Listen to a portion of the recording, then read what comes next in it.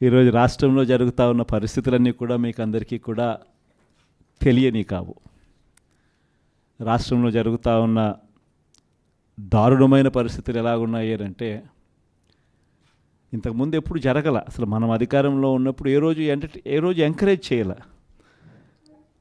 ఎన్నికలు అయ్యేదాకా మాత్రమే రాజకీయాలు, ఎన్నికలు అయిపోయిన తర్వాత మనకు ఓటు వేయని వారు కూడా మనవారే అన్నట్టుగానే ప్రతి అడుగు కూడా మనం అలాగే వేసాం.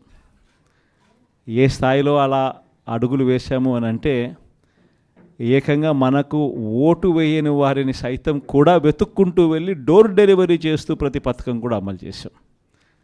ఆ స్థాయిలో మంచి చేసే ప్రతి కార్యక్రమానికి శ్రీకారం చుట్టాం. ఎక్కడా కూడా డిస్క్రిమినేషన్ అనేది ఉండకూడదు, ఎక్కడా కూడా కరప్షన్ అనేది ఉండకూడదు అనే ముఖ్యమైన ఉద్దేశం